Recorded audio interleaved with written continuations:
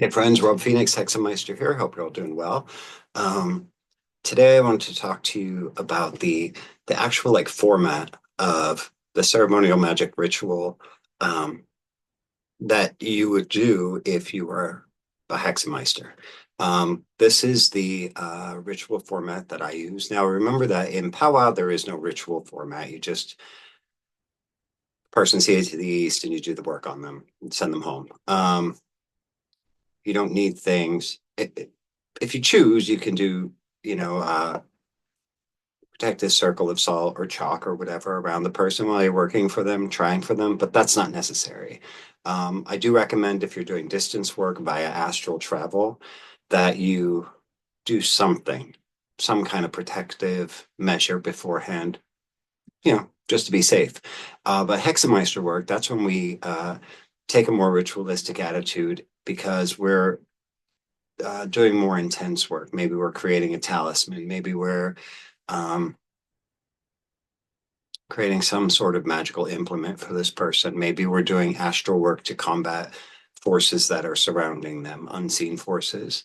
And so for those times, we would do a more ritualized ceremony. And this would be done by yourself, just you, nobody else, certainly not the client. And we have to think what Hexenmeisters of old would have had access to, because a lot of the work comes directly from the cunning craft. So we have to understand that there were German, uh, everything was in German, translated into German, in insofar as the Greater Keys of Solomon and uh, six and seven books of Moses, that sort of thing, and that's where all of this stuff comes from. Now later towards the end of the 1800s, early 1900s, ceremonial magicians, so to speak, began incorporating Golden Dawn information because that started becoming known publicly. What the Golden Dawn was doing, and then you'll find that all of that really just became the framework for what Wicca does, ritualistic. They took all these Judeo-Christian ceremonial aspects and Wiccanized them. So there you go. So I have a general format that I'm going to talk you through. I'm not in any shape to be rolling the carpet back and moving furniture around, although I did move this little table, and I'm going to tell you about that in a second. The first thing you need is a space to do your ceremonial work. I have both an indoor and an outdoor space. The outdoor space is a little tricky because it's right at the edge of our property, and there's a fence, and then there's the neighbor's property, so there's no privacy there. So for me to be out there, ritualistically building a circle and doing intense Hexenmeister work, um, just I don't know. I don't know that I'd want the distraction of the neighbors just sitting on their patio watching me. Uh, but it doesn't mean I can't ever do anything out there. I can certainly. But I prefer to be in this room. Obviously, this is my favorite room. Besides the kitchen, I like the kitchen because it has the best lighting in my house. But this is obviously my sanctum sanctorum, and I'm in here a lot. So there are just old wood floors in here that we painted with floor paint, a dark brown. So I can roll the carpet up. It's just a carpet setting down. The room is not carpeted. Um, I can roll that up and with chalk draw the circle on the floor because Hexenmeister circle work requires you to actually physically mark the circle on the ground or floor, whether that's with chalk, with flour, with salt, with black salt, which is just regular salt mixed with charcoal or fireplace soot. Um, Whether it's scratched into the ground if you have a dirt area or sawdust if you're out in your garage or barn, whatever you can do, scratch it in the hay or whatever and dirt on the floor in your barn. But the circle is physically marked on the ground. So if you're interested in doing the work of a Hexenmeister, I'm going to give you the ritual format and you might want to take some notes. So get a pen and paper. Uh, I I put down some notes how to share with you guys. You can just follow along. So first of all, the work you're doing in the ritual circle requires timing, proper astrological and planetary timing. So that means you need to plan for the moon phase, the moon sign, the day, the planetary hour. Um, and I give all that information in my books. I've done videos, it's on my website, but you can find that anywhere how to calculate planetary hours, the moon traveling through the signs, and all that. That's basic magic 101 stuff. So um, hopefully you know that, or at least know where to find it. That's really important because you're going to want to time your work based on the most appropriate time and as pinpointed as you can get, as detailed time as you can get. Um, because that certainly will add more power and invoke more planetary and astrological energies and angelic energies into your work. So once you have the timing set out, and it might be a month, it might be 90 days until the perfect astrological weather is there for you.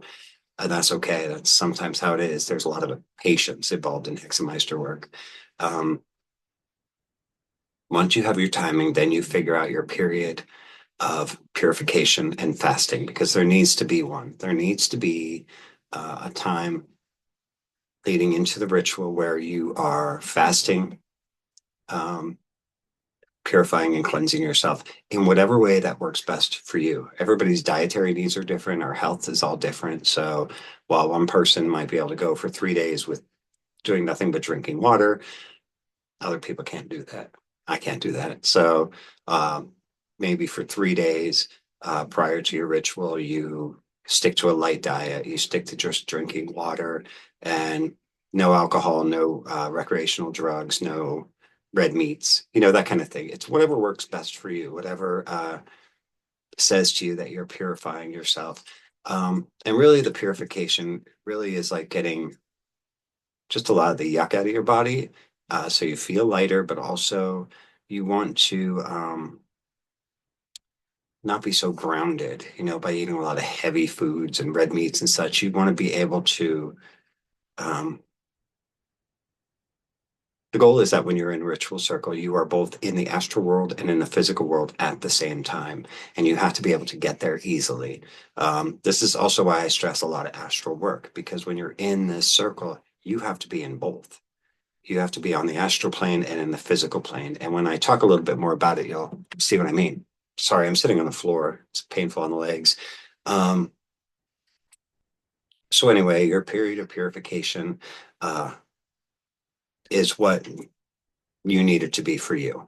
Um, and that leads directly into when you're ready to do your ritual. Your planetary hours is coming up. Give yourself time to um, get set up and ready so that when the planetary hour starts, you're starting your work. Uh, so that means right before you're doing your ritual, you're getting a cleansing bath or shower, whatever it is. And then you're dressing yourself in whatever you feel is best appropriate for your work. Some people I know like to wear robes.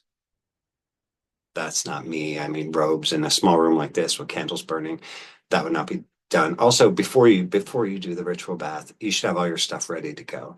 Um, Whatever you're using, you should draw your circle, have that ready. Whatever, the candles you're using around the perimeter of it, have that ready.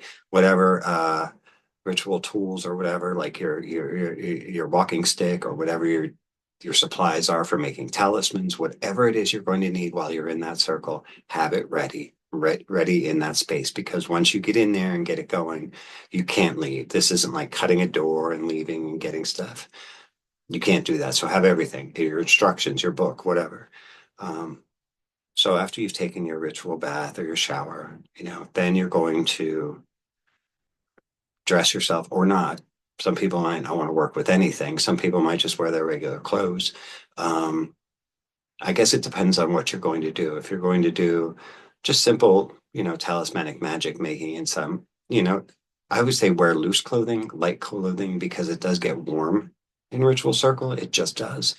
Um, so don't get crazy with layers and robes and whatever, jewelry and such, because that's just a distraction. That just gets in the way and that just like weighs you down physically. You want to feel light and be able to be in the world, between worlds, and you want to be able to stay there. Um, so then you're going to draw your circles.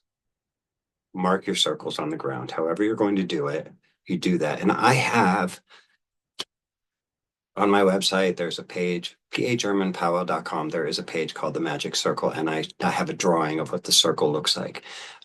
You can just do it's basically one large circle, a slightly smaller circle inside, and then you're writing the four intonations of God's names in each direction. So like it's Yahweh in the east, Adonai in the south, Ehaya in the west, and Agla in the north. I don't, you can't really see this because of all this glare, but I'm sorry. Anyway, it's there, I promise. I'll put a link to that page. And then there are six Psalms that you're going to read aloud. Now you can read these while you're drawing the circle. You can read them all before you draw the circle, or you can do all the drawing of the circle and then read all of these. So write this down. You're gonna recite the Psalms in this order. Psalm number 2, Psalm 112, Psalm 66, Psalm 46, Psalm 67, and then Psalm 50. So 2, 112, 66, 46, 67, 50. This is right from Solomonic Magic. Okay, so you draw your circle, you recite those Psalms. You can recite them while you're drawing it. You can recite them before you draw it. You can recite them after you draw it. There you go. The next thing you're going to do is the lesser invoking ritual of the pentagram.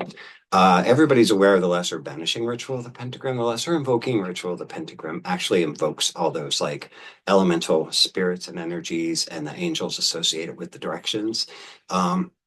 Literally, the only difference between the invoking and the banishing is the way you draw the pentacles. So people just tend to draw an earth pentacle. The invoking earth pentacle starts at the top.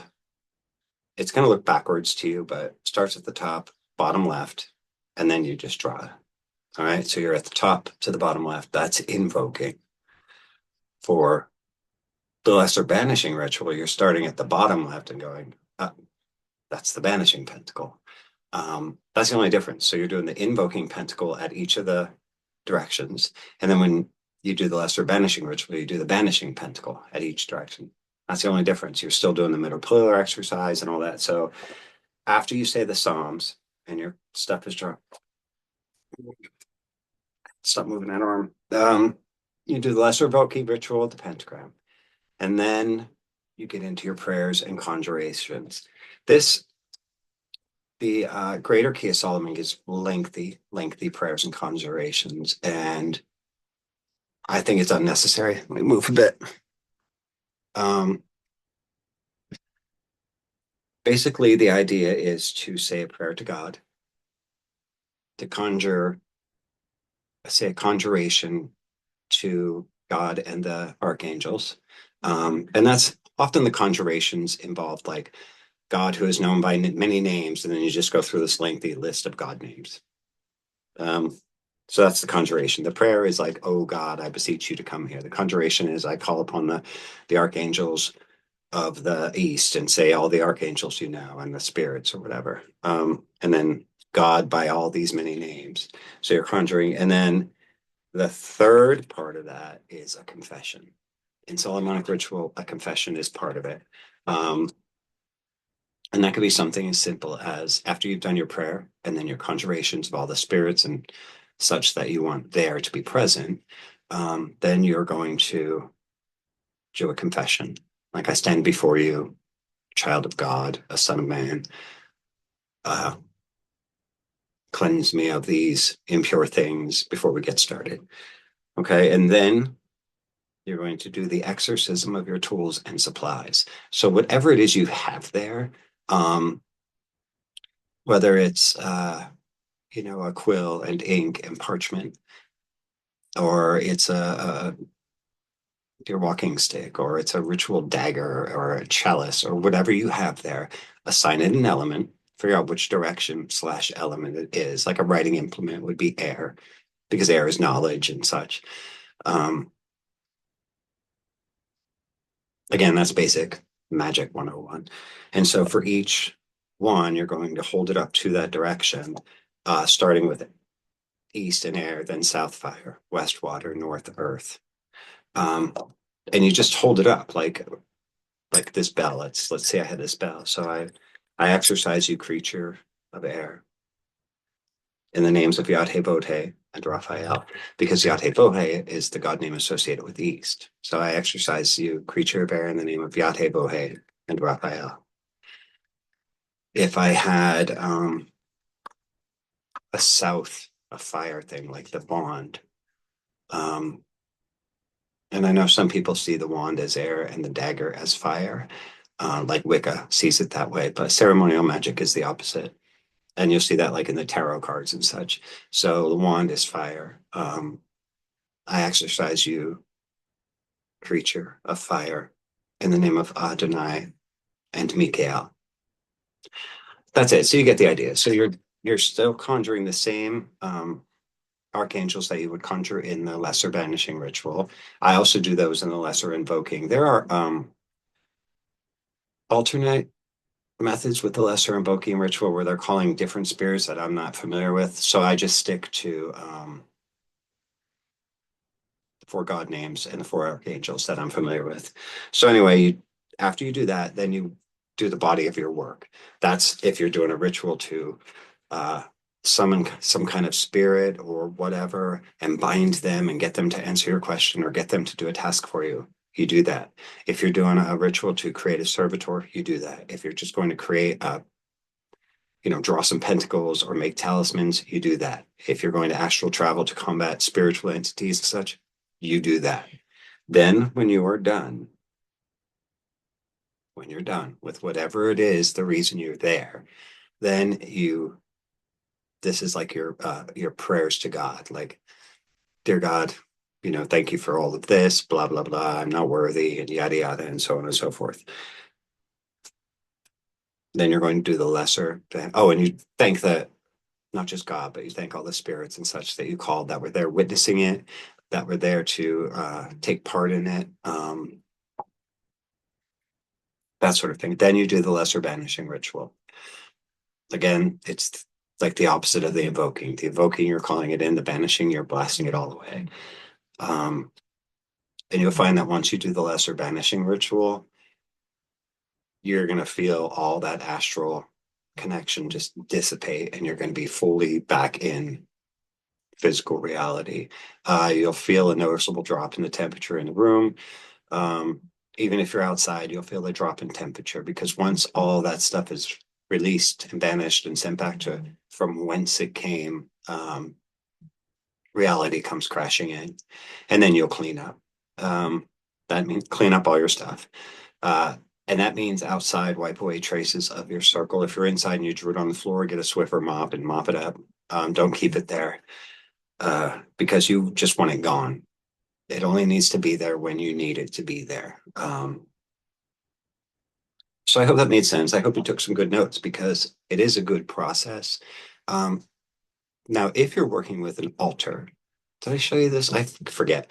But if you want an altar, like I have a small space in here, but like here's this round table I can use. It sits low, and I like to sit on the floor, so that works. But mostly I like to stand, and so I have this, and this is like this really tall pedestal table, just a small kind of surface, just enough for. You see, it's not very large, but then I have plenty of room to walk around it. This is not a large room. Uh, I think this room is like 12 by 12, but with the bookshelves, that takes away like 3.5 feet, brings it in tighter. So the room's like 9 by 6 or something now. I don't know what it is, but it's tight in here. Um, so obviously you want something that you're not going to knock over or trip over or, catch fire or anything like that. So there you go. So that is the outline of ceremonial magic ritual. That is how it is done in Hexenmeister work. And again, what you do after you do all that preparatory stuff, after you do your exorcism slash consecration of whatever implements you're using, then you do the body of your ritual. That's when you do whatever it is you need to do, and then finish that up the way it needs to be finished. And then you close down all this other stuff by saying thanks to God, thanks to all the spirits from all the elements and directions. You do your lesser banishing ritual, you clean up and make it all go away. Um, and then my advice there is to get another shower just to kind of wash that off of you. Uh, and then get back into the real world. So I hope that was interesting. I hope that was helpful. Solomonic ritual can be very lengthy, but this is like the farmer's version of it, the poor man's guide to ceremonial ritual magic, because this stuff has to be practical for us. We have to be able to do it and use it, and nobody wants to be sitting in a magic circle for 11 hours, just constantly like praying to God and going through millions of God names and such. There's no, there's no reason for that. That's not necessary. And it's no longer practical at that point. Um, so there you go. So if you have any questions, leave them down below. Otherwise, I hope you took some good notes. I'll try and put a link to something. I forget what I said I was going to link to, but I'll remember it. And that's it. God bless you guys. Love you. We'll talk again soon.